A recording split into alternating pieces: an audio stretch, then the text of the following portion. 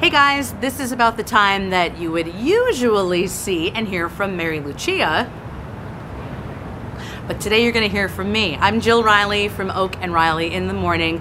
I just came back from Nashville, one of my favorite cities in this country, and my whole intention behind the trip that we had tickets for Jason Isbell at the Ryman Auditorium.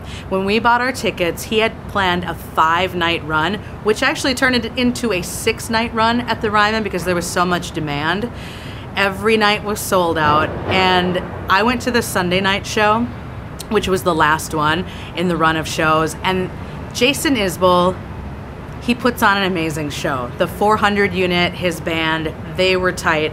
Amanda Shires, his wife, plays in his band, and the chemistry between Jason Isbell and Amanda Shires when they're playing their music together, the way that they play their instruments when they face each other, it was like they were dancing. I think that's the easiest way for me to describe it, but it was so great. He played a bunch of his new songs. He played some older Drive-By Truckers songs that he was a part of.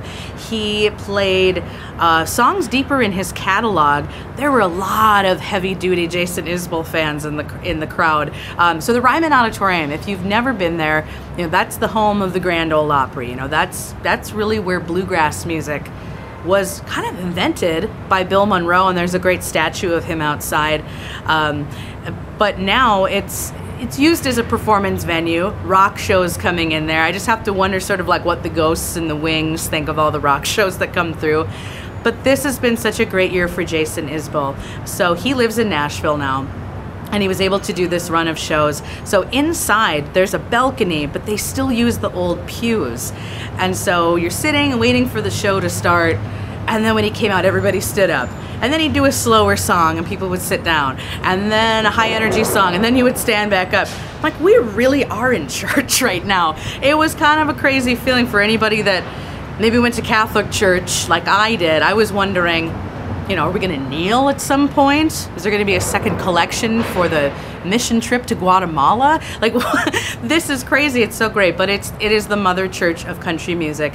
And Jason Isbell brought out, so he's got obviously guitar tech now. These aren't the days of the 400 bar anymore, where I remember Jason Isbell and the 400 unit played. But his guitar tech brought out this great white electric guitar, and he said, "This guitar used to belong to my friend John Prine." I was sure he was going to bring John Prine out. He didn't, but he did play his guitar, at least a guitar that used to belong to him. He did bring out a special guest at the end, this guy Jerry Douglas. He's a lap steel player, and he plays with Alison Krauss. He's played with just about everybody in Nashville. He's kind of a go-to guy, a session guy and a sideman. That he came out for a Tom Petty cover, and Jason Isbell had been doing Tom Petty covers throughout the week. And the one that they did was called "You Got Lucky." It was so cool. It happened during the encore. When the show was over, you know, the whole band, Jason Isbell and his band, they came out to do their bow. He picked up his wife, Amanda Shires, and he walked off the stage, and he looked like he had just basically run a marathon. Just the look of accomplishment, you know, and pride that he was showing for the fact that he did 6 sold-out nights at the Ryman. That had to be a dream come true. And he's going to finish the year as the songwriter in residence at the Country Music Hall of Fame. So much is happening for him, so well-deserved. I'm so glad I went to Nashville to see him at the Ryman.